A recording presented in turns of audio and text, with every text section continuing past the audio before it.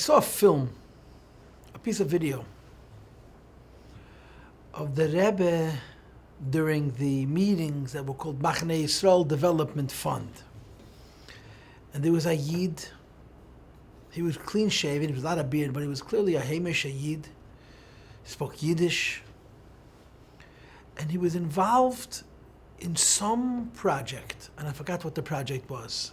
Maybe it was the bar mitzvahs in Israel for the Yossi, for the orphans of the wars. But I could be wrong. And he came to the Rebbe with his wife and one of his children, I believe. And he told the Rebbe what he was involved with.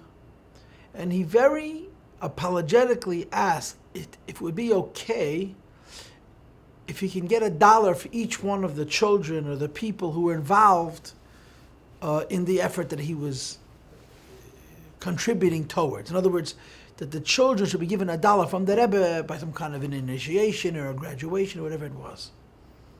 So the Rebbe says, how many children? So he tells the Rebbe a number. And the Rebbe takes a stack of $100 bills and hands them to him and tells him that if he needs more, he can come get more from the mosquitoes. So he says to the Rebbe, it doesn't have to be now. I don't mean to take the Rebbe's dollars now. It could be in a later date. And the Rebbe says, why? It's a good thing. Why would I postpone it? This is the entire exchange. And I watched it. And at first glance, it seems like a very simple exchange, and it is a very simple exchange. But when you think about it and you pay close attention to the language of the Rebbe and really almost also to the body language of the Rebbe is saying something very important. The Rebbe is saying you should never postpone a good thing. Anytime an opportunity comes to you to do something, you should do it immediately. There's an expression, opportunity does not knock twice. And this is an incredible lesson. It's a Musar Haskel. It's a Midah Toiva that mitzvah boliyotcha al tach mitzvah, a person should never postpone, the person should never delay a good opportunity, a good possibility. And of course, the Rebbe leads Kedarkei B'Kodesh from the front by example, that if something can be done today and it can be done tomorrow, of course you're going to do it today and not wait till tomorrow for all kinds of reasons.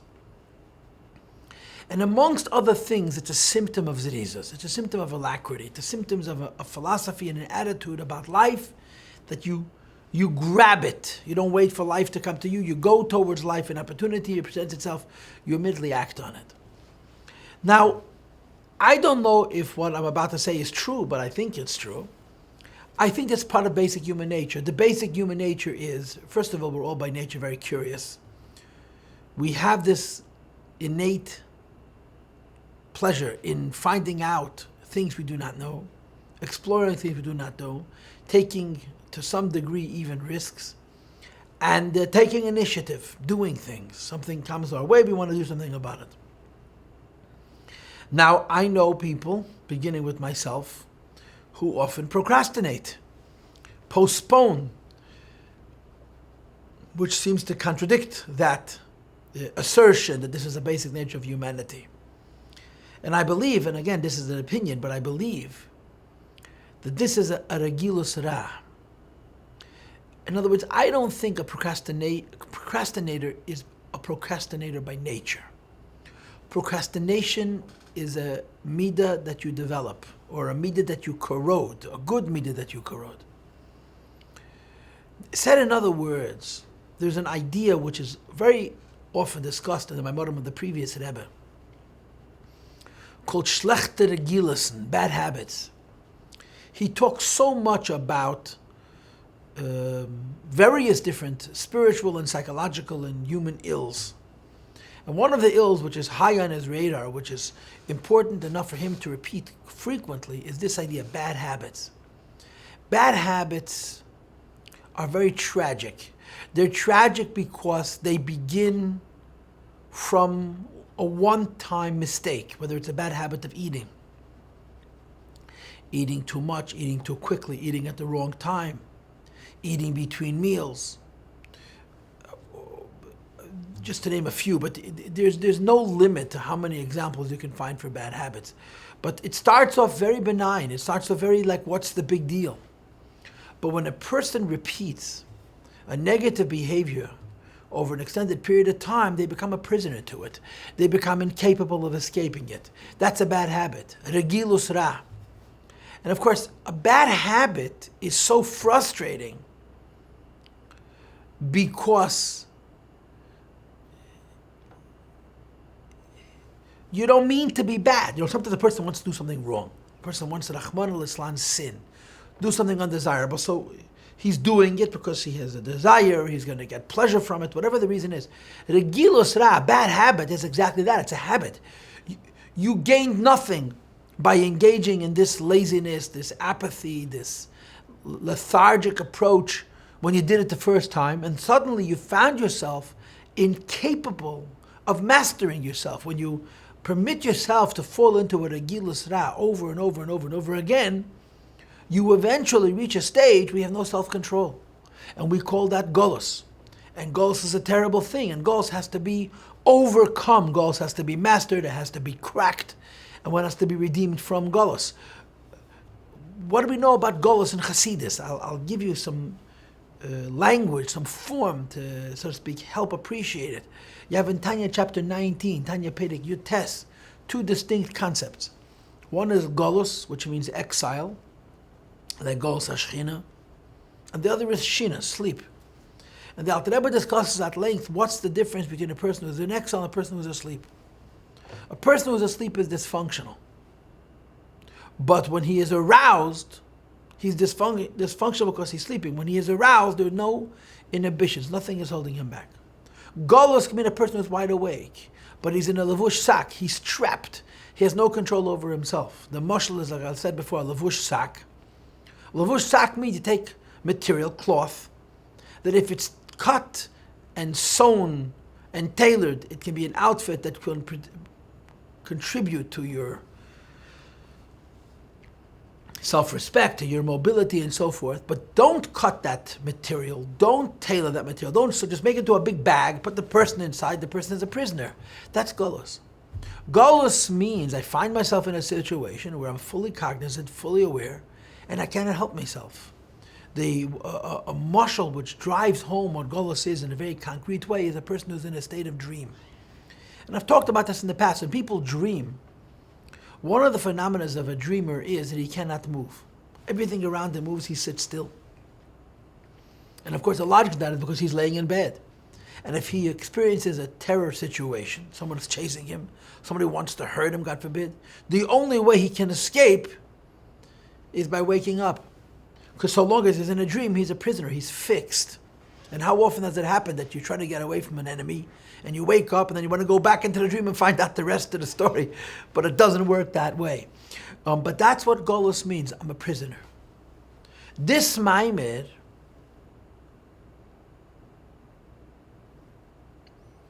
explains the avoid of this pasuk. Tzion Bemishpot Tipadeh. Explains the human side. And the human side is what I just described. The human side is that freedom, geula, is good habits. Freedom, geula, is a person being a master over himself. Golus and shivya and captivity is a person who's developed poor habits, bad habits, and needs to overcome. And this pasuk, Tzion Bemishpot Tipadeh, is describing the ill, that you need to be redeemed because you're in prison. You need to be redeemed because you've been captive, you've been captured.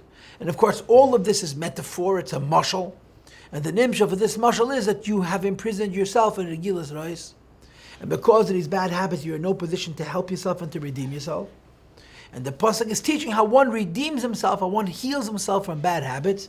And basically the pasuk says it's bemishpat and bitzdaka, as we'll see later on in the Maamar. This Maamar has a very long introduction. Chapters 1 and 2 is an introduction. It's only in chapter 3, Perek Gimel, which begins in line 72 in your print, that we actually go to the pasuk Tzion.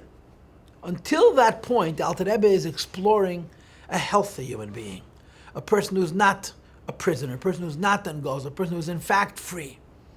And the possibilities and the pursuits and the successes that come to a person who's in that state of freedom, as opposed to a person who's a prisoner who gets stuck on various stages and steps of his pursuits, of his wants, and how we can heal that and correct it. That's what this Maamar is about.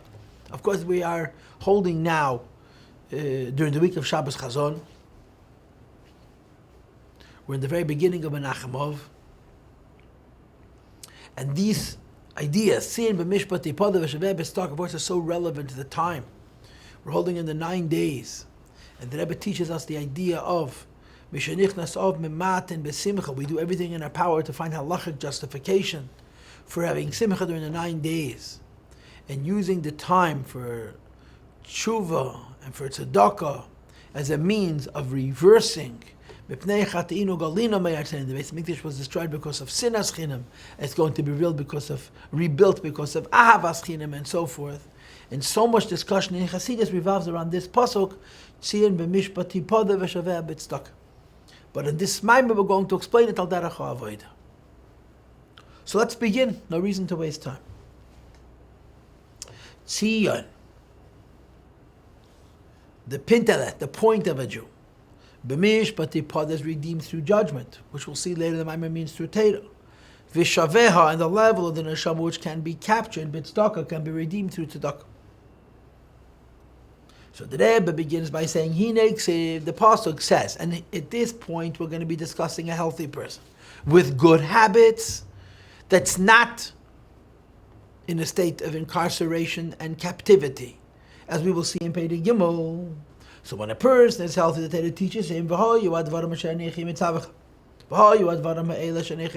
these matters, which goes on Torah and mitzvahs.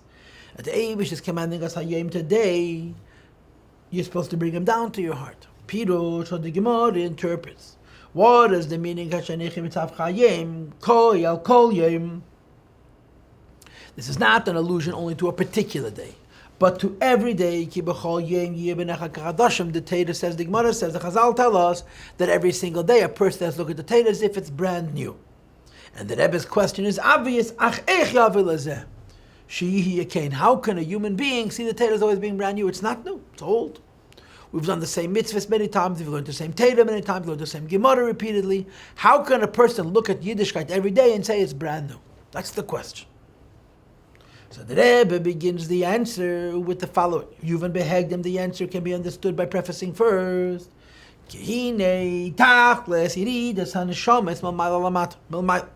One of the great questions, of course, the ultimate question is, why did the Eibush take a godly soul and neshama, which is a chelik, and bring him down from heaven to earth? When it comes to souls and their lofty place prior to the descent, it's mikedim sheish mebereishas neshamas Yisrael come from before the 6 days of creation. That means to say, although the manifesting of the soul of man was until Friday the 6th day, but spiritually and mystically the neshama comes from before the world. As opposed to those malachim created by the Eibush through the words of his mouth. Some say they were created on Monday, some say they were created on Thursday. Now why would you say it was created on Monday? Rashi says, since it says it's proof that Sunday the Eibush was alone, and on Monday he created Malachim. And the other one learns it from the following pasuk, it says about the creation of the birds. If the birds should fly, and it says in Gemara, what is the meaning of if zemachal, that if goes on machal? The allusion to Malachim. So we have two opinions as to when Malachim were created.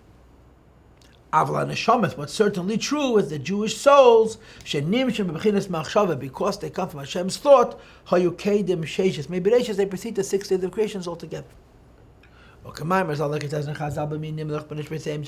Eibush created the world, he consulted. With whom did he consult? The souls of the Jewish people, of the righteous. But he right away adds, this doesn't mean only the righteous, but but rather every Jew could declare, as the pasuk says, "V'amich kulam tzaddikim." Every Jew is righteous. Maybe should discuss with every Jew if he should create the world or not. And therefore, the question becomes: when an neshama, which is so lofty that he's the Eibishter's confidant and consultant about whether he creates the world, it's such a lofty thing, and nevertheless it descends into this world, for the sake of ascending to a higher madrei. So the question is, if a neshama is so lofty, why bring it down? How could it possibly go higher? And the Rebbe explains, we must understand what is the nature of this aliyah. If neshama Yisrael started out as Hashem's thought, what could possibly be higher than Hashem's thought? And I'm continuing on line 9. And we must understand what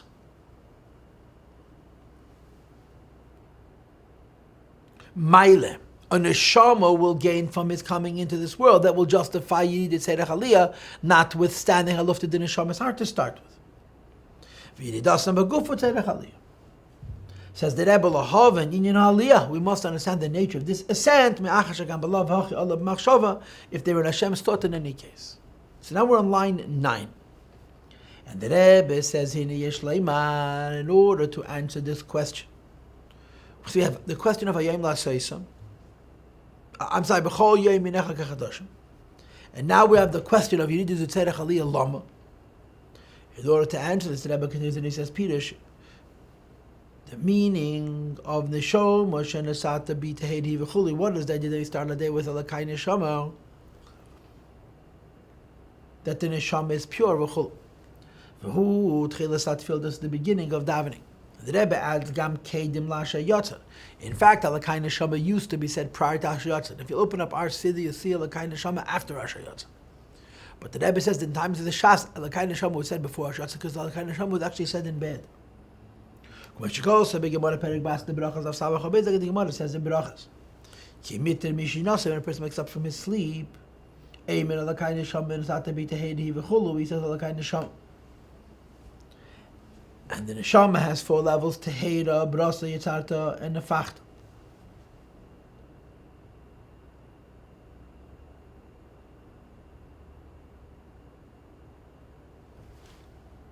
Pirush Tehera, what is the meaning of Tehera? The neshama's origin is from the supernal expanse of purity. In other words, from something very abstract. And then the neshama descends to the level of Ata, but also the level of Bria. Pirush Bria Yesh Man, how the neshama is created into a Metzias Nivra. What's called in Chassidishe and Kabbalah Lakus Shenasa Nivra, though it's a separate entity unto itself.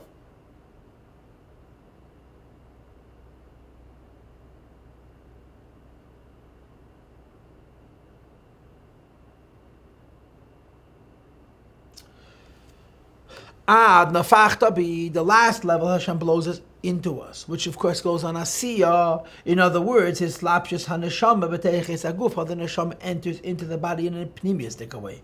Lachiyetze, to give it life. And then he adds va'atom mishamra, you guard the neshama shotetzim aguf, it shouldn't depart from this body. For who on this guardianship that after the Eibishter puts in the neshama into the guf, he keeps it from leaving the guf, is from a beginner's makif, from an indirect light.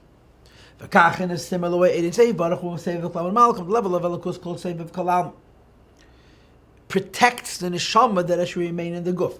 However, v'leisha save v'mulmad does not mean that the neshama hovers and is outside of the body, as the word saviv connotes bepashtus, that it surrounds. Raksha b'chol ataropino mamale. Rather, in every place and corner, he's revealed and fully expressed.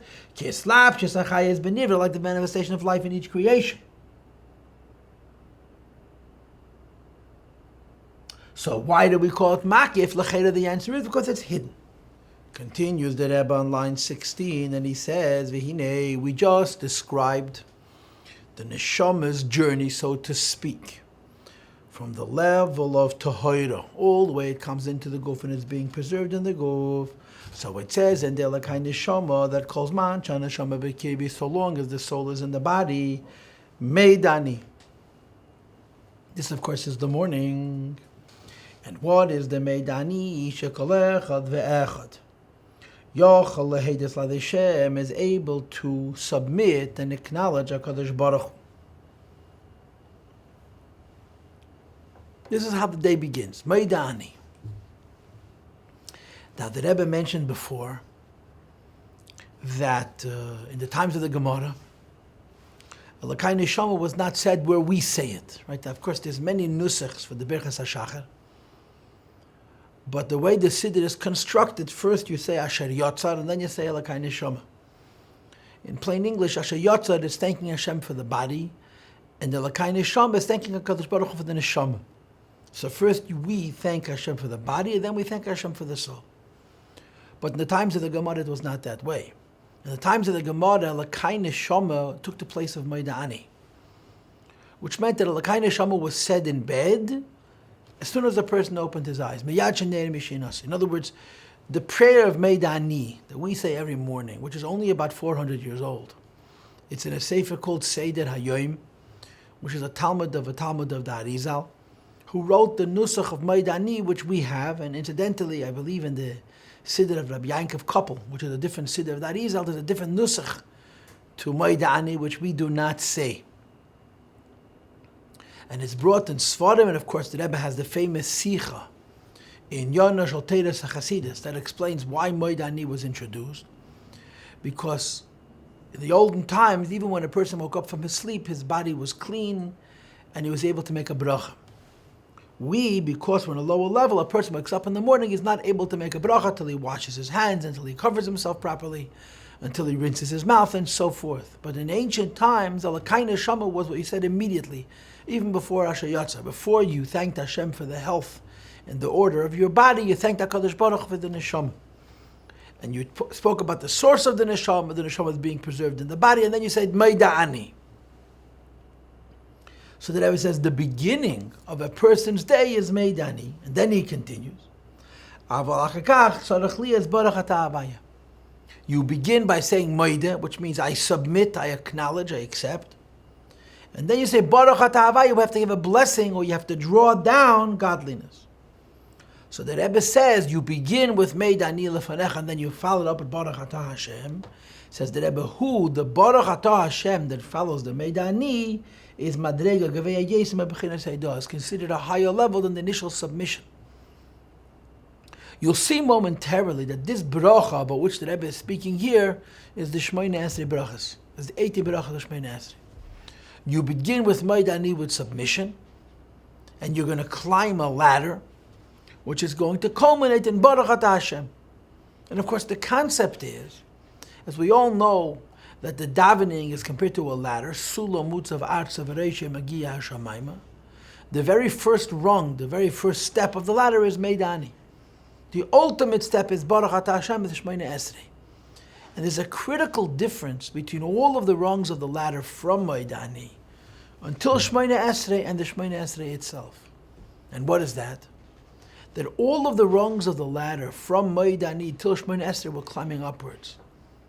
Baruch Atah Hashem is bringing godliness down. And that's ultimately what the Rebbe means when he says that it's Madrega Gaveya Yesem Bechinas Haidah.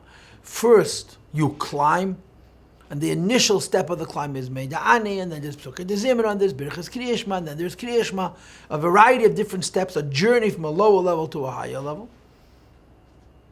The Shmoyne Esrei itself is once you, so to speak, reach the top, you retrieve and bring down godliness, and that's the structure. First you have Maidani, and then you're going to go through a variety of subsequent steps, deeper steps, higher steps of journeying towards Elokus, and when you get to Baruch Atah Hashem, you're going to bring godliness down. Now, as this Maimed is constructed, there's only three ideas discussed. There's Maidani, there's V'ahavta, there's loving God, which really means wanting God passionately. And then there's the Shmoyne Esrei Baruch Atah Hashem. We all know that there's so many Maimorim that discuss at length the ladder of Tefillah. And we divide it, as I mentioned, into the four rungs. The submission rung, which is Heidah, the emotional rung, which is Psukei Dezimra, the intellectual rung, which is Birchas Kriyas Shema and Kriyas Shema, and the Ka'avde Kamei Mora, servant who stands in the presence of his master, which is Shmoyne Esrei. So there's a lot of discussions all over Chassidus in various different ways, with emphasis on various different aspects about this whole design. But here we're going to speak about three. You begin with Moide, and you skip Psukei D'Zimmer, Berachas Krishma, the regular stuff. The first Beracha of Shema is about the Malachim and the animal souls source the Malachim. The second Beracha of Shema is about the Neshamis and Kriyas Shema Hashem Elokeinu Hashem Echad. He skips all of that. He goes Haidah, Ahava, and then Bracha. So the Rebbe says, I'm on line 18 now, Lahavin Zeh. We must understand the significance of beginning your day with Maideh and then reaching a culmination, a peak of Baruch Atah Hashem. But there's another question. And the other question is, Mahu Haidah? What is the meaning of the word Haidah? Now, I translate Haidah as submission. But Haidah means acknowledging somebody else. Kimeidim Chachamim L'Rab Meir. Because the word Haidah, amongst other things, means to acknowledge somebody else. Two people have an argument. And when one loses the argument, they have to concede. Concession is Haidah. Since initially Rab Meir and Chachamim disagreed, so it became necessary for the Chachamim to submit and tell Rab Meir, you know what, you're right, and we were wrong. And therefore the question becomes, why would one say to Hashem Yisbarach Meid, I submit, I acknowledge, I agree that I was wrong. Why would you think you're right in the first place? That you need to say Meidani Takadish Baruch. So first he analyzes the Maideh. And ultimately we're going to talk about the Maideh, how it brings to the Ava, and then it brings to the Baruch Atah Hashem. So the Rebbe answers the question. The answer is, Ki onu sheichne mata, we who live on this earth, we have one perspective, one point of view.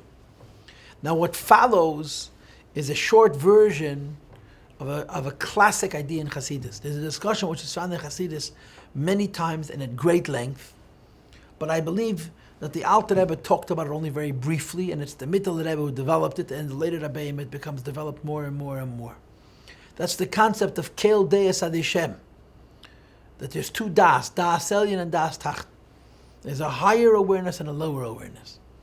And of course all of us understand the problem with two Deis, because if you have a higher awareness and a lower awareness, one is true and the other is false. If the lower awareness is true, the higher awareness is a lie. It's simply not real. If the higher awareness is true, then the lower awareness is false. And of course the answer is there's two awarenesses because there's two who are aware. There is the awareness of humanity, which is what he mentioned here, Anu Sheikh Neimata. And then there's the awareness of HaKadosh Baruch. And this is where the Maideh comes in. Listen to this. Shabriya, what's our point of view? Shabriya yesh me'ayin. Briya yesh me'ayin in context means the world is real. Where it comes from, we have no idea. Sheshamayim va'aretz hashmei hashmayim. The heavens and the earth and the heavens of the heavens. Is davar hayesh anir aleinenu. It's real because we see it and we experience it. And moreover, we call it yesh. Yesh doesn't mean an existence only. Yesh underscores more specifically an independent existence. And then we say, and what's above us is the unknown. So our point of view is that reality is here, and what's above us is unreal. Not unreal that it's insignificant. Unreal means beyond comprehension.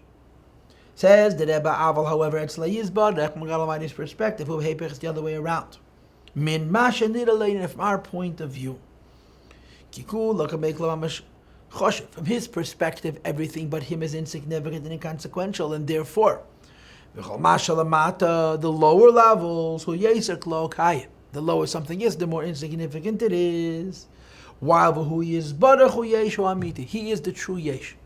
So from our point of view, the reality is real. What's above this reality is unknown. From God Almighty's point of view, He is real and everything below Him, of course, especially including us, is insignificant. And I'm skipping the parenthesis. And this is the explanation of Meida Nachnu. That we concede, that we acquiesce, although we have our own deya and our own point of view, which says Lamata Yesh and Lamayla, nevertheless we admit Sha'em is who, Kameshu B'diyasa is part of the truth is as God perceives it. Yes, but every Jew has the capacity for this submission, and of course also the obligation to submit. And that's how a Jew begins his day. He begins his day with knowing himself, and then saying, Moide, though my perspective says I am real and the Eibush is an unknown, I submit that that's a falsehood. In reality, Das Elyon is true, Hashem is real, and we're insignificant. So the Heidah is quite lofty. Why? Because Moida Ani is not simply saying there is a God. Moida Ani is not simply saying I'm dependent upon that God. Moida Ani is saying that the way God perceives me is truer than the way I perceive myself. It's a very, very lofty thing. So, if Moida is so lofty, what is the meaning of, as I mentioned before, Ava and Bracha, which follows? So the Rebbe explains, I'm on line 25 now. The initial submission is very, very lofty. It is. But the initial submission is exactly that. It's an unintellectual submission. It's like a muna alone. Dahainu. What this means, in other words, is when I say to the Eibishter, when I open up my eyes, Moidani, Das Elyon is true, Das Tachten is untrue. So I'm making a submission. But that submission has no depth. In other words, Shaba'atzmei einei eitzel v'samach laza. To me, what I just submitted to is not real to me. It's not internalized to me. Shemoide, because I'm only submitting. And it's ella bebechinas amunah. It's nothing more than faith. I believe and I acknowledge on a level of faith that Hashem's perspective of reality is truer than mine. In other words, I'm acknowledging God's point of view, but my perception or my access to that perspective is very indirect. So I'm conceding that the world is as Hashem sees it, but I'm not really internalizing that concession. And the Rebbe, of course, ties it into the famous Gemara, which is why the thief who's about to break and enter and steal and even kill, as the Gemara says, davens to HaKadosh Baruch Hu. Now, why are you davening to HaKadosh Baruch Hu? To help you violate His commandment. And of course, the explanation is he believes in the power of the Creator and the Master of the world. So why are you defying a Master you believe in? And of course, the answer is because Amunah is makif. I believe, but I'm not able to practice. So Moide is submitting, is acknowledging something very lofty and very true, but it's acknowledging it on a very indirect level. In other words, I'm recognizing something very high to be real, but I'm not recognizing this very high thing to be real in a very internal way. And that's why bracha is higher. It may ultimately be true that what I'm submitting to in Meidani is even more than the bracha of Shemona Esrei.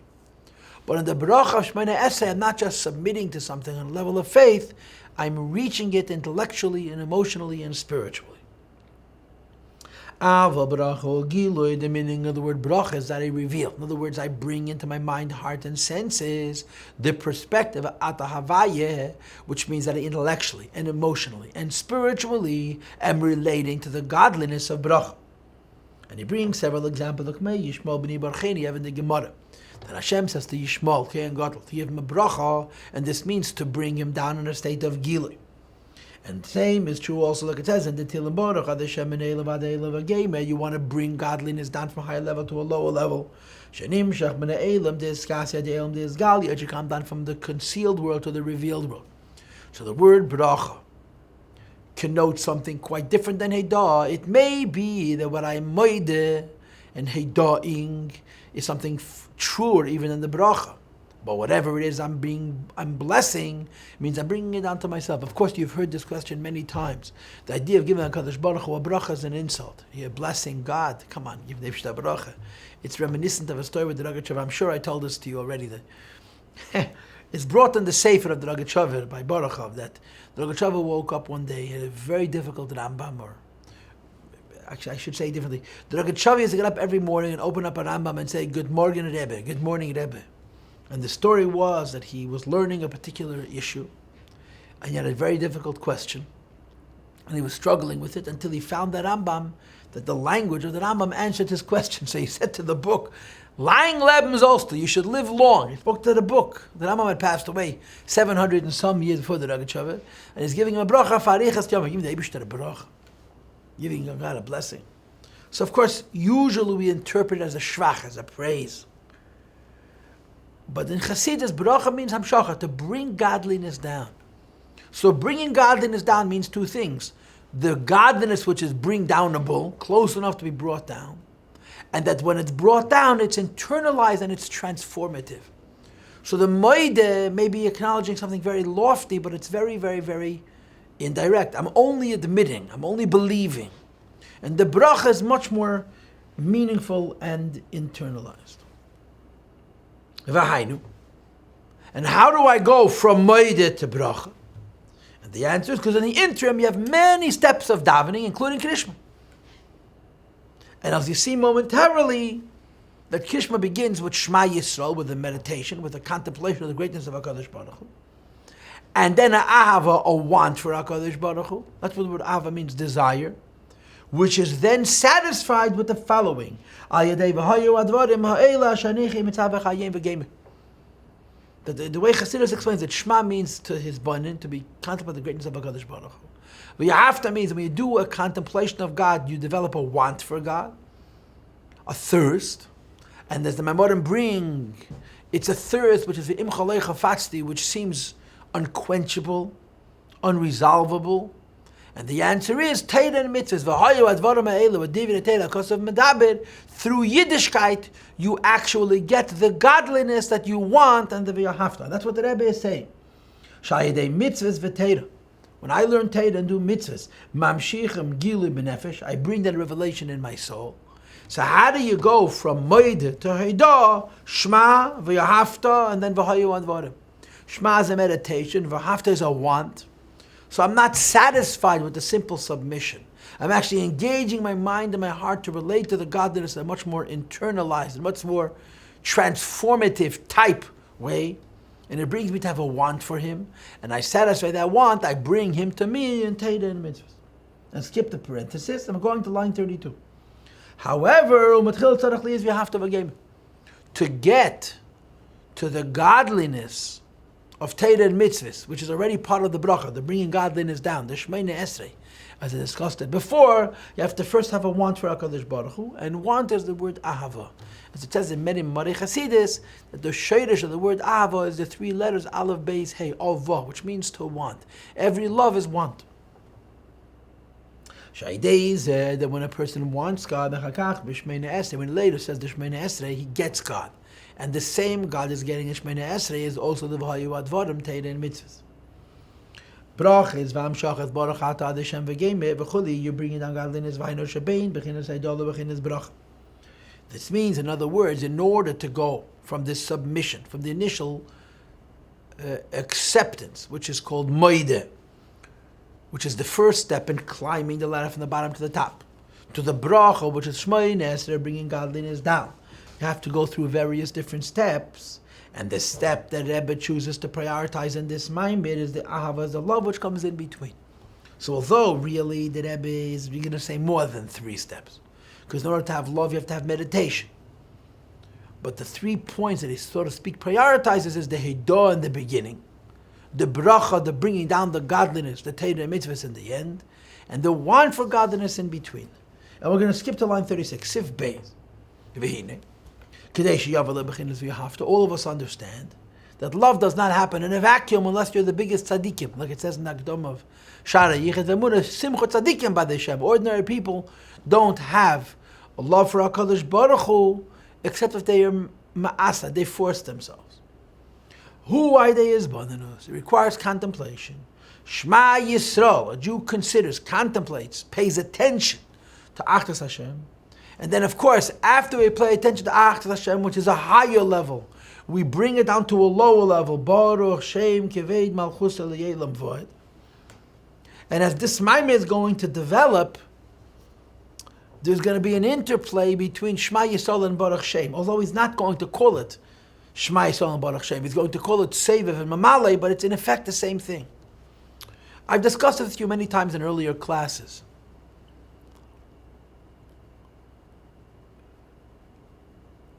The Gemara says in Pesachim, the Mishnah, the Gemara says in Pesachim, that there were a group of people called Anshe Yeriche, the men of Jericho.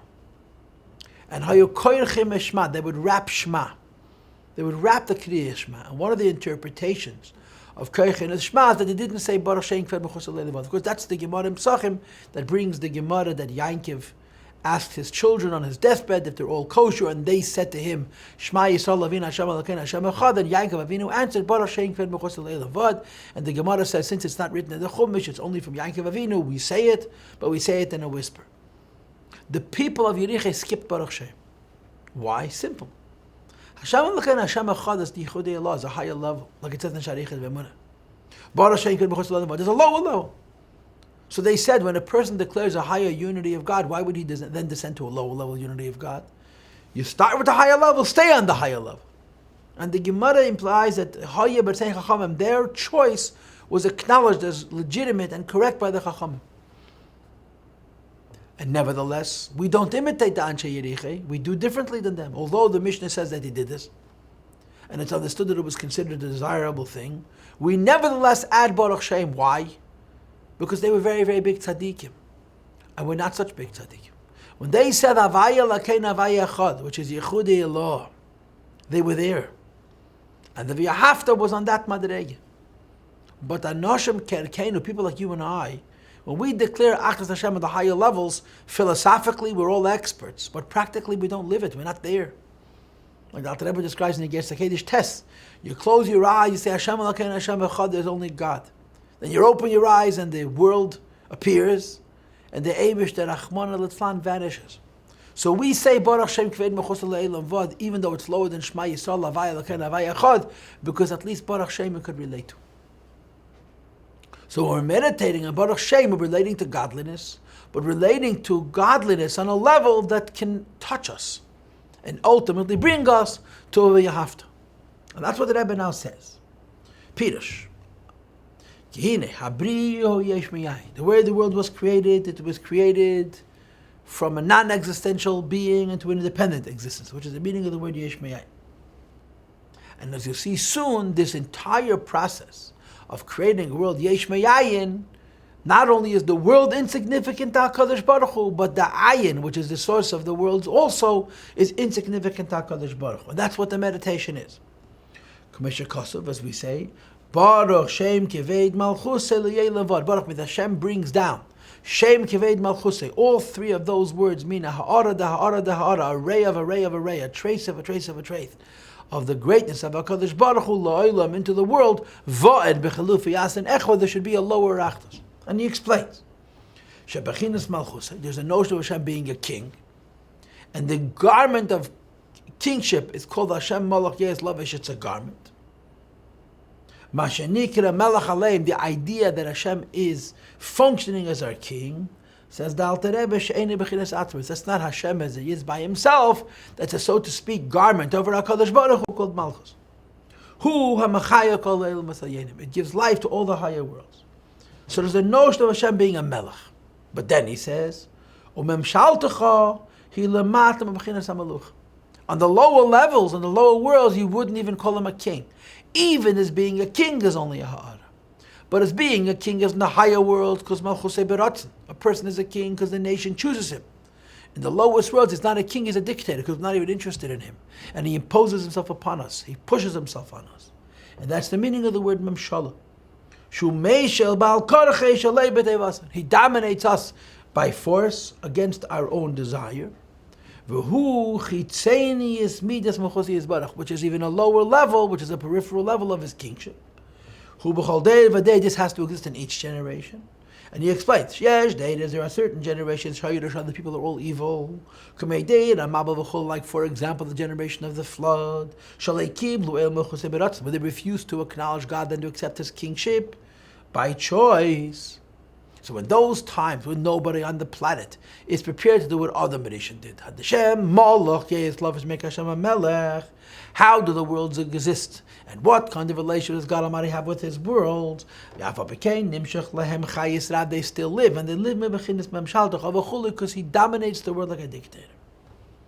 So the meditation of Baruch Shem Kved B'chutz Leilam Vad is that on the higher levels he's a melech, on the lower levels he's not even a melech, and even melech is ha'ara. Says the Rebbe, V'hinei kol Leilam Esayenim, all of the worlds, the higher worlds, whether it's Gan Eden, not Tachten, the lower level of Gan Eden, Shutanig Nifam Elam Hazeh, which is already a delight beyond the comprehension of the delights of the physical world. It says it's worthwhile going through all kinds of suffering to reach Gan Eden. You know what it says in the Ramban and Pirush Le'iv, that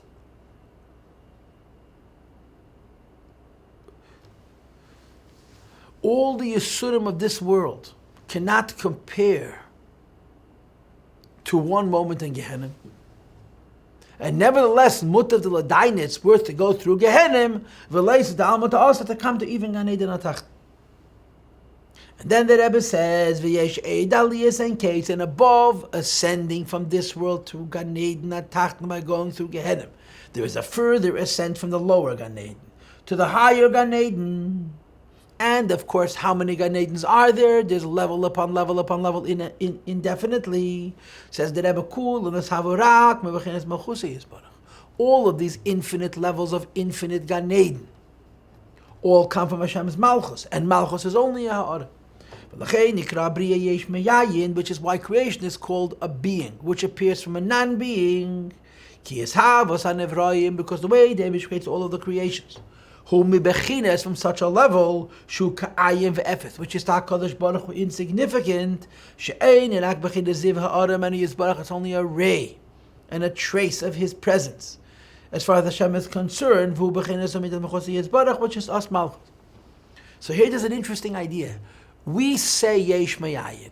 Yesh means what we know is real. Me'ayin means what the source is an unknown. So here the Rebbe, so to speak, is joining Das Tacht and Das Elyon. You see, we call our source Ayin because it's beyond the comprehension. The God Almighty calls our source Ayin because it's insignificant and inconsequential. So the Rebbe says, we also say Yesh Me'ayin to bring out the point that not only are we nothing, but our source is also Ayin. I'm skipping the small print. Moreover, even the Malchus, which is Ayin compared to the Eibishter, is too high from being revealed within us in an internalized way. It was available to us only indirectly. Like a king's relationship with a subject, that it's only a name that reaches them in an indirect way.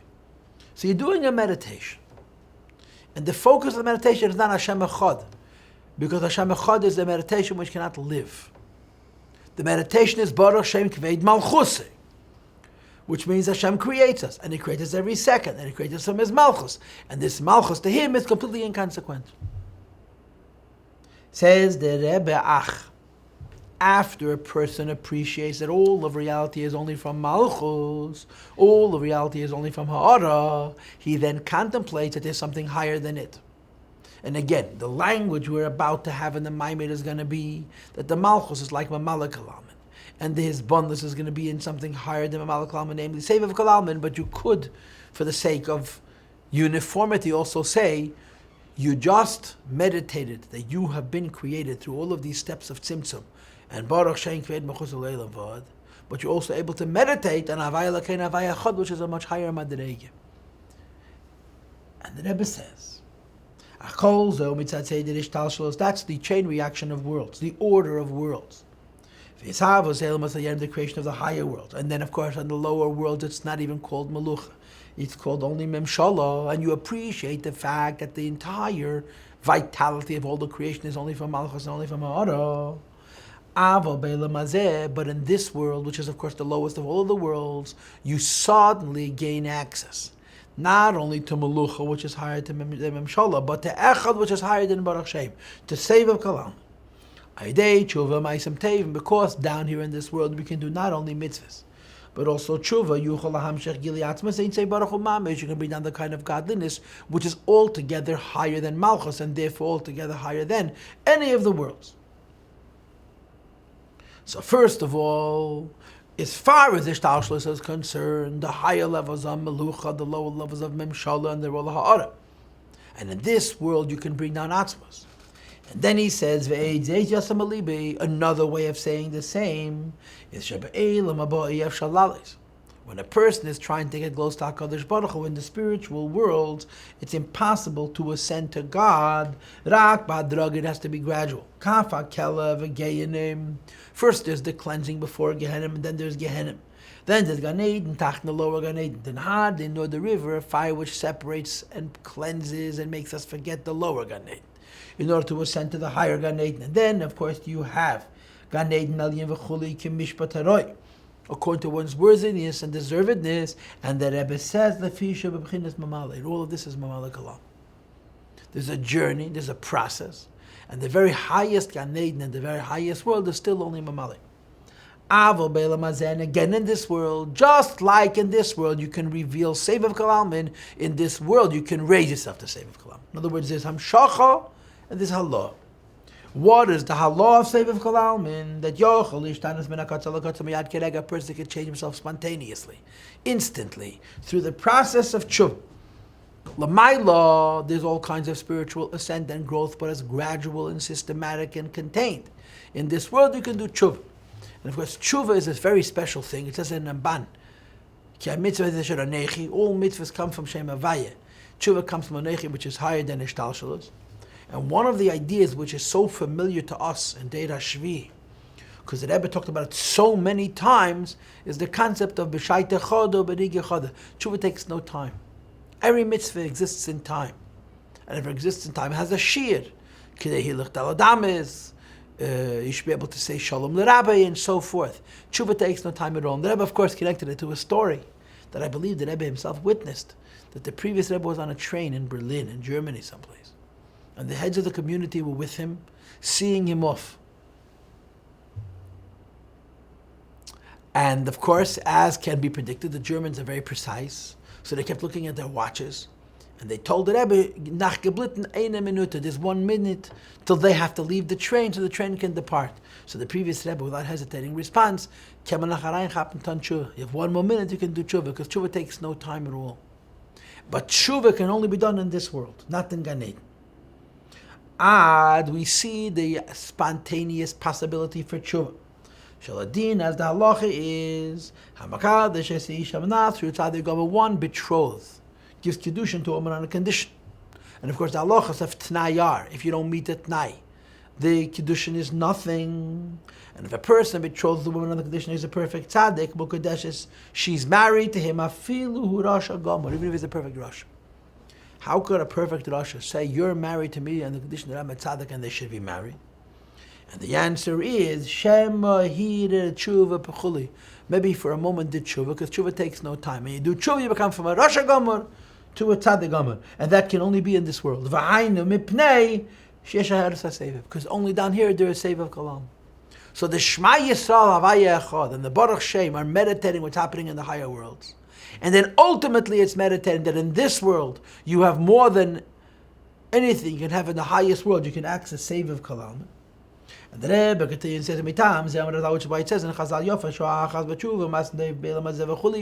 which is why 1 hour in this world is worth more than Elam Haba, right? If you say that all the Yisurim of Eve does not add up to 1 moment in Gehenna, and nevertheless it's worth it to go to Gehenna, to come to Elam Haba, and then you say all of Elam Haba does not add up to 1 hour of Torah mitzvahs in this world, it gives you an idea of what the difference is between Gan Eden or Malik Alalmin and this world, which is Seif of Kalalmin. In this world, the Torah mitzvahs, you can reach the Eibishter himself. And 1 hour in this world, reaching Seif of Kalalmin, is more meaningful than all of Elam Haba. Alternatively, that in this world we're able to do Torah and mitzvahs, which is more than all of the Elam Haba. So when you meditate on all of this, naturally you come to line 56. It creates a love, and again, the meaning of the word v'yahavta is not love, but want. You want godliness. When you contemplate reality, you want it.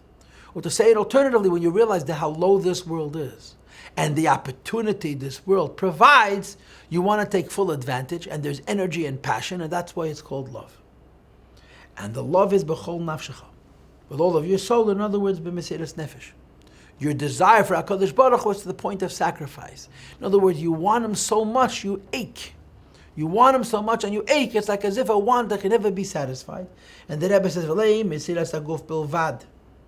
it's not only that you're sacrificing your body, but you're also sacrificing your soul. And I don't understand this fully, because in Chassidus we always say that Mesiras HaGuf is higher than Mesiras HaNefesh. Here the implication is that the Mesiras HaNefesh is higher than Mesiras HaGuf. Says Rebbe V'Tachlis. But the point is not to want God and not to get him. The point is to actually get him.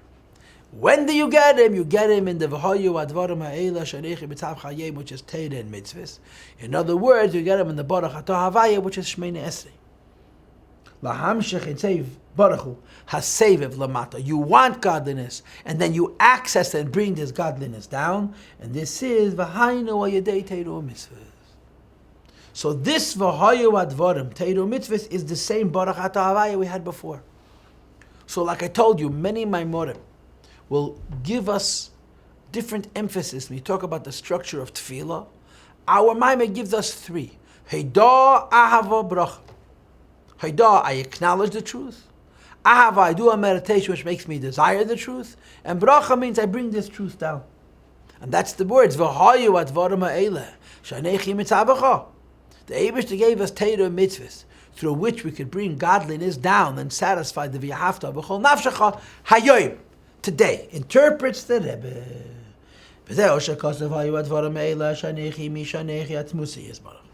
Hashem himself gives us mitzavcha, connection to him. Mitzavcha, loshnes kashos, we can be connected to him himself. Says the Rebbe, not just mamalik alam as is in Gan Eden, but atzmos of sevik alam as is lamata, and the pasuk says hayim. See, but now the word hayim is more involved. Because Hayom doesn't mean today as opposed to yesterday and tomorrow. Hayom means this life, says the Alter Rebbe, not Ne'elam Haba. Because Ne'elam Haba you can't have Sevev Kalam. So you submit, you want, and then through Torah and Mitzvahs you get him Hayom only in this world. So the Alter Rebbe's point is, when a person realizes how precious Elam Hazah is, that only in Elam Hazah Sevev Kalaman is available, and that's why there's the focus on Hayom. Why would he wait till tomorrow to do something that he can do today? I remember being on a Chediningel. Malam told us the story about the chicken fat. This guy traveled to a place where they told him that gold and silver rolls in the streets. He comes to this place, gold and silver rolls in the streets, but gold and silver is worthless. The only thing of value is chicken fat. He starts collecting chicken fat. And of course, years later he goes home, and he forgot that gold and silver was of value, and he brings home suitcases and suitcases, vats and vats and vats of chicken fat. And of course, when he comes home, they laugh at him, who needs chicken fat? And he never has a few pieces of gold for shtek there against food, and that's all they live on. And the nimshal is that a Shoming and Naden is told, there is a world where you can do Torah and mitzvahs, and it's rolling in the streets. When you get here, you get distracted by the chicken fat, and that's the Hayom. The Hayom is, if you're a healthy Jew, and you appreciate the Heidah, Ahava, Bracha, you should devote every second to collecting Torah and mitzvahs and not waste it on collecting chicken fat. Says the Rebbe, one contemplates this. He will automatically value each day like it's the first. If you appreciate the God Neshamas around Gan Eden for thousands of years, and in this world they have literally a few years, and in this world, during these few years, you can access Sevev Kalam, and why would you waste a second? Since only in this world. Who is Baruch, and you access the Eibishter himself, which you cannot do in Gan Eden. Skip the bracket. So why would you wait till tomorrow? Why would you procrastinate? Why would you allow yourself to develop bad habits and waste your opportunity to collect gold? This is why mitzvahs are called 248 limbs, because there the Macham Shach has 248 different ways of bringing godliness of Seviv Kalalman down. In other words, Hachayis Meharatz Neldian, life from the Eibishter's will. Like a limb, that has different veins. And one of those veins which comes directly from the brain, Shemeslavish Beharatz. in which the will of the person is manifest, that the person should respond as he wishes. In other words, the Alter Rebbe, it says in Maamar Chassidus, there's 3 different types of veins that run through the body, and they correspond to Chochmah, Bina, V'das. There are the veins of life. In other words, there's the life, the blood, which travels through the veins, which gives the various limbs warmth and movement. And then there's the Gidei Hargosha, which gives us will. And the will is a mashal for Sevav Kol Almin. So the limbs themselves could be Memala Kol Almin, but the rotzen in those limbs, this is Sevav Kol Almin. V'zeu v'yahavta. And when you realize that you can learn Torah and do mitzvahs and actually Sevav Kol Almin, you want to learn Torah and do mitzvahs. You should reveal Sevav Kol Almin Atzmas Avelakus. And of course, you want to be B'chol Levavecha, B'shnei Chol Lebecha, in both ventricles of your heart. So v'yahavta means when I contemplate how in this world Sevav Kol Almin is available, I want Sevav Kol Almin, and I want it in both parts of my heart. And he interprets what each part of the heart is. Chol Lasmali, the left ventricle's contribution to the v'yahavta is meridas al shum b'shakol b'nyerim el mazeh v'nechukim b'avayah. A bitterness from the distraction of the chicken fat. A bitterness from allowing himself to be preoccupied with worldliness. And then v'chol layim, under the right ventricle of the heart, is the simcha shel mitzvah, the joy of the mitzvah, the opportunity to reach Sevav Kol Almin, which is only in this world. Yismach Yisrael be'esav, a Jew rejoices in his Creator. And it says be'oisav loshen rabban. Alter Rebbe interprets. This means how the Eibishter has created so many different opportunities for him to do Torah and mitzvahs. Hein ha-mitzvahs shenislap sho b'asiyah goes on physical mitzvahs. Skipped the next few words. When a person is more bitter from the lack of the Sevav Kol Almin, he will experience a greater joy of the mitzvah subsequently. Although now we don't experience the Sevav Kol Almin of the mitzvahs, nevertheless, so the Hizbonenus is what we have in Ruchnias, and we compare it and we contrast it to what we could have by Gashmias. And therefore there's a v'yahavta, and the v'yahavta is satisfied by the v'hayu advarim ha'ela sh'anechi mitzavecha Yiddishkeit Torah and mitzvahs, which reveals the Sevav Kol Almin, the Baruch Atah Havayeh, and this is Dafka Hayim. V'zeu she'kas, I'm on line 69, this says in the Pasuk, you plant seeds, and then later it sprouts. The seeds that you plant in the Torah and mitzvahs. The sprouting is the gili of Sevav Kol Almin, which really Yossi Lavi, and he explains it in the language of Kabbalah, that the word Yeshua is Shin Ayin Hey Nehedin, in other words, a high madrege and keser. Varei Zekamei Adam is like a person, Shesh Le'Tevim Le'avanim Tevis Magos, you have a chest full of precious stones and pearls. Shu Samach Me'ed Behem, you're very happy about it. Af She'ein Yirei Esim, though you cannot see it yet, came Segudim B'Tevim, because they're locked up in a box. So to say in a few sentence words what we just said, this is the way it's supposed to be. It's supposed to be that we're supposed to get up in the morning and say Meida, and then have his bonus which brings to a ahava, and to satisfy that ahava through the v'hayu advarim and the baruch atah havayeh. When you realize how godliness is precious, you want godliness. That's it. That's the way it's supposed to be. Everything we just described has nothing to do with the opening pasuk of our Maamar. The opening pasuk of our Maamar was, of course, Tzion Bemishpot Tipadeh v'shaveh b'tzedakah. And what does it mean to be trapped? What does it mean to be a captive? That you have a bad habit, and the bad habit makes you lazy, and it undermines, it weakens the hayom. You waste your life. Notwithstanding, you can collect gold, we're busy with chicken fat. Says the Rebbe in Perek Gimel, line 72, that's how it is if you have good habits. That's how it is if you live in a time of Geula. That's how it is if you haven't allowed yourself to fall into Rahman al-Islam, the pattern of bad habits. When it's not that way, and instead, so what bothers you is physical things bother you. Physical concerns preoccupy you. And what makes you happy, from your joy from material things, and ruchnius is not high on your agenda, so you're a prisoner. No human being would prioritize nice food, nice clothing, a nice car, a nice home over the Insof of Sevav Kalaman. Why do we? Because we're sick. We're sick in bad habits that undermine the Hayoim on which this Maimed is based. It says the Rebbe V'zel B'chinas Golos. We're trapped. That Hanit Tzalakid, the godly spark, which is really one with HaKadosh Baruch Hu, is trapped. B'teich nefesh mamas in the animal soul. Like a sheep goes limp when it's being sheared. And of course the wool goes in the diminished chayis, which comes out into the lower worlds. In other words, I know what I must do, but I don't have the will to do it. Tzion Bemishpot Tipadeh. So you need to correct it. The bad habits have to be reversed. You have to regain the hayoim. You have to regain the need to act now about what's important, which is Elokus.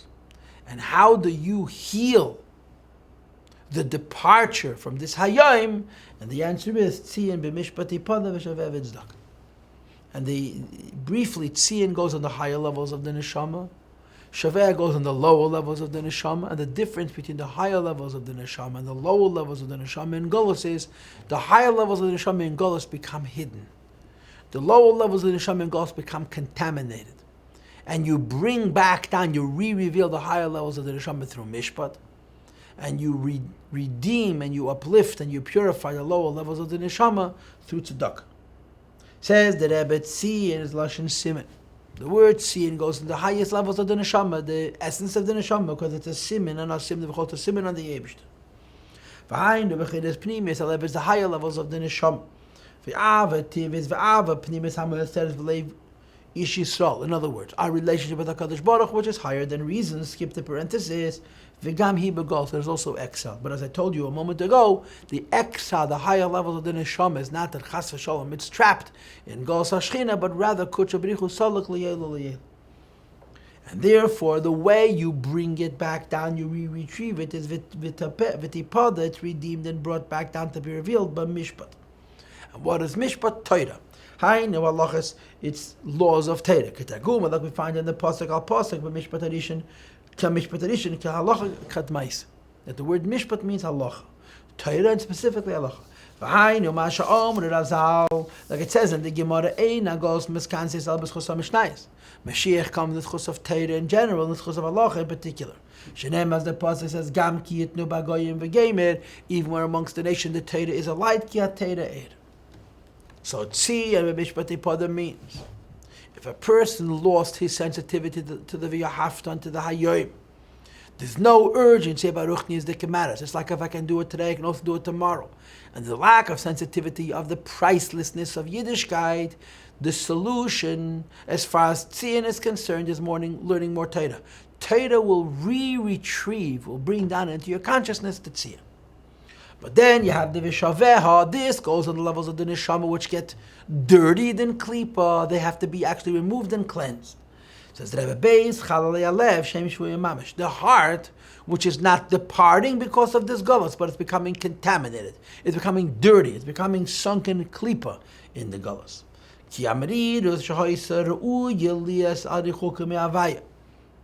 The bitterness, which should have been a bitterness about distance from HaKadosh Baruch Hu, now it's reversed. It's al chasreni elamazeh. He's worried about material things.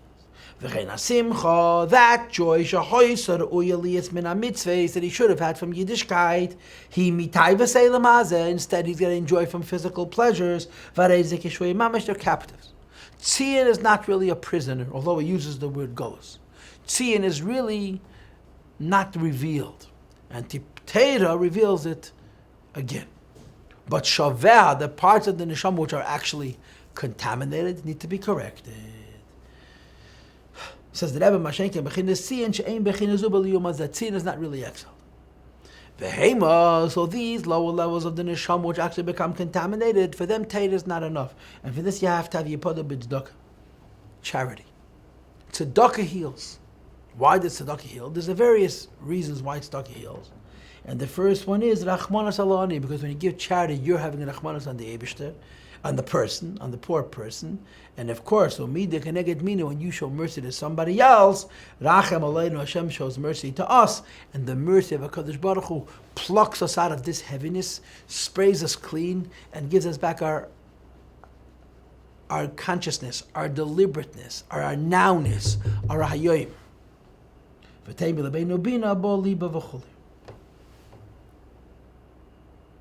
Says the Rebbe on line 85, Bechinas Tzion, this higher level called Tzion.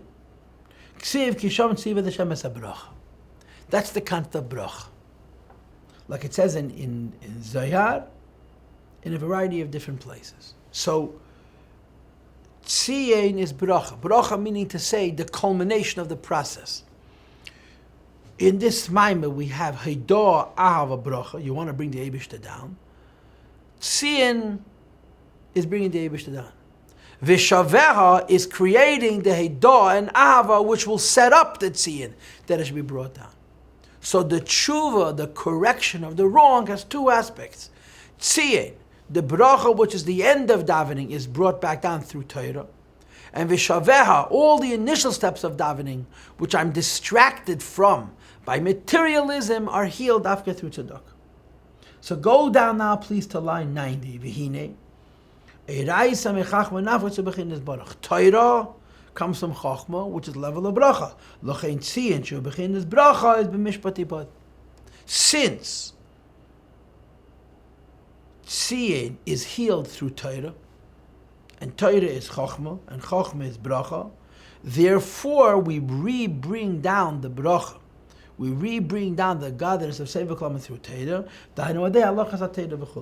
And now skip to line 93. But to retrieve the lower levels of the neshama, they're actually trapped in distraction, and to refocus them on the Haidah and the Hizbananus and the V'yahavta, says the Rebbe, it's through tzedakah, through mitzvahs. So before he gave one explanation for how mitzvahs have this effect, because when you show mercy on a poor person, Hashem shows mercy on you.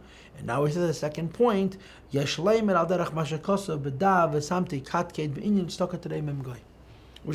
Likutei Torah in Re'eh. And there the Alter Rebbe explains that what is the meaning of tzedakah terei mem goy? Tzedakah means action. Tzedakah is a mitzvah. And you have in Tanya Perek Lamed Zayin that of all the mitzvahs, tzedakah is the lowest. It's the most physical. But because it's the most physical, it makes the greatest dira b'tachtena. It brings down godliness to the very lowest madregas. So although tzedakah is connected to money and it's a very lowly thing and so on and so forth, the effect, the godliness which is brought down through tzedakah is higher than anything else. So v'shaveha, the parts of the neshama which are distracted, are refocused through the ma'isa mitzvahs of tzedakah, which gives us a special koyach to again be preoccupied with the Eibishter, the Haidah and the Ahava. And then afterwards, the Tzion Bemishpot Tipadeh, the goddess, is brought down through bracha. So here is a Maamar, which is of course being said in Shabbat Parshas Devarim, because Shabbat Parshas Devarim is the Shabbat before Tisha B'Av, when we say the Haftarah of Chazen Yeshayahu, which finishes with the pasuk Tzion Bemishpot Tipadeh v'shaveh b'tzedakah. And the Rebbe Parsha explains it practically. What does it mean to be in Golus, and what does it mean to go out of Golus in a very, very personal way?